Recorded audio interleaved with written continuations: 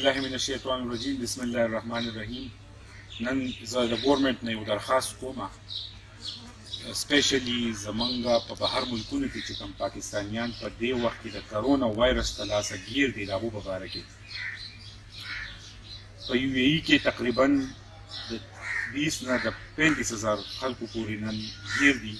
او په احتجاج دي. په سعودي عرب کې په زرګونو خلک ګیر دي، په افغانستان کې 10,000 کسان په دې وخت کې ګیر دي،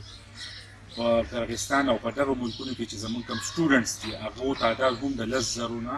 زیات دی. نو په چاینا کې اوس وایرس کنټرول شو، خو دا ده چې بیا هم هغه کسان ډېر زیات په سخته کې دي، هغه هم په تکلیف کې دي سټوډنټان د چاینا. نو زما د ګورنمنټ په پاکستان نه دا درخواست دی چې دغه خلک دې فوراً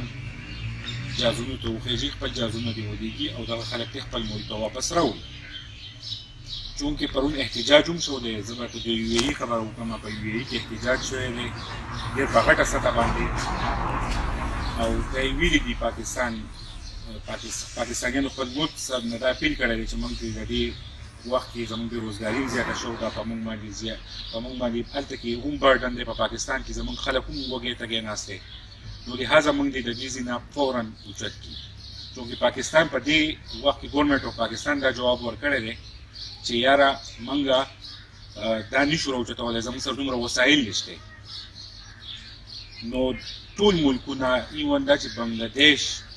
ریمیټنسز پاکستان ته رالیږي او پاکستان معیشت په دې باندې چلیږي. نو دا یو سخت وخت دی، موږ له پکار دی چې دوی له لاس ورکړو. عمران خان صاحب ته دا پکار ده چې دا خلک راوړي په هر حال باندې، دی دې نور څیزونه سټاپ کړي، دی دې شرټونه سټاپ کړي، د خپل دا فورس چې ټایګر فورس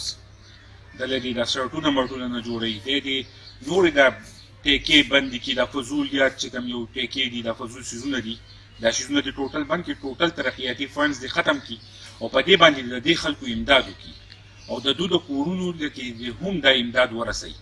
بله خبره زه دا کومه، ماته زما رابطه کې دي خلک انتهایي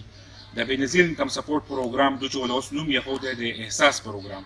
په دې کې چا خلکو ځانه پاسپورټ جوړ کړلی، یو غریب سړي دیاري کړې ده او پاسپورټ یې په دې وجه جوړ کړی دی چاته څوک به مې ولیږي یا چا په خدای دپاره لېږلی چې زه تا باندې عمره کومه، خلک د ثواب په نیت باندې، هغه خلکو دپاره هغه پاسپورټ عذاب جوړ شوی دی. لہذا دا خبرې د وړو دې پرېږدي، ډایرکټ سروس دې وکړي او ډایرکټ یې په دې وخت کې بلا تفریق بلا امتیاز دا کم زمونږ چې دا کمې پیسې دي دا دې هر کور ته ورسوي، راشن دې هر کور ته ورسوي.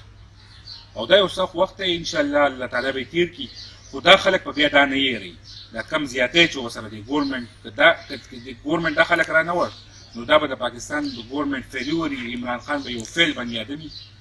او آینده دپاره به دا خلک بیا په تبدیلیانو او په دې څیزونو پسې نه ځي او نه به ووټ ورکړي او نا امیده به شي. مهرباني.